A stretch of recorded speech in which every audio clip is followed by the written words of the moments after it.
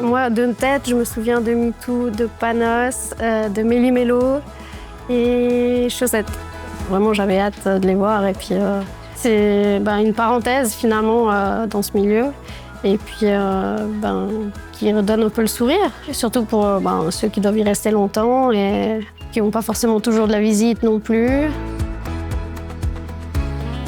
Les enfants, ils ont beaucoup moins d'appréhension par rapport aux soins. Nous, les infirmiers, si jamais il faut qu'on fasse une prise de sang ou un soin un peu plus contraignant, de les avoir, ça permet d'occuper les enfants à autre chose et puis ils sont moins focalisés sur le soin. On essaye d'amener de la joie, un peu de bonne humeur, des bulles de légèreté, parce que l'hôpital, des fois, c'est un endroit qui n'est pas toujours facile à vivre pour les enfants.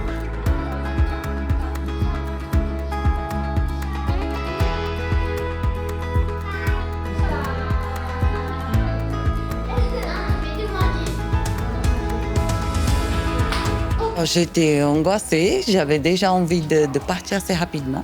Quand il est venu, je me suis sentie... J'ai dit, bon, on a le temps quand même, c'est rigolo pour les enfants, donc ça nous aide un peu à nous calmer.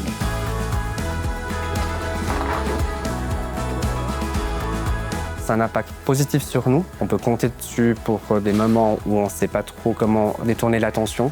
Ils ont beaucoup de techniques, beaucoup de choses en fait qui peuvent être utilisées auprès des enfants que nous, on n'a malheureusement pas au niveau matériel.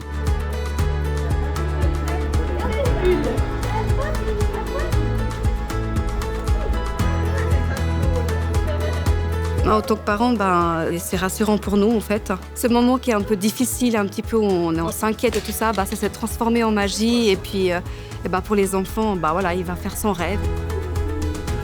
Mon but, c'est de préparer leur rêve. Pour les plus grands, pour les tout petits comme ce matin, c'est plus déjà d'alléger la situation.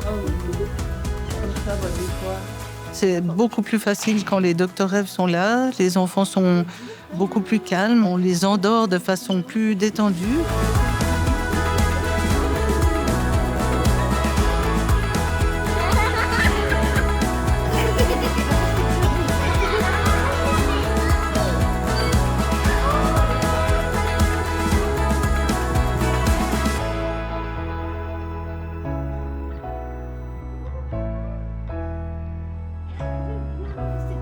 Restez debout.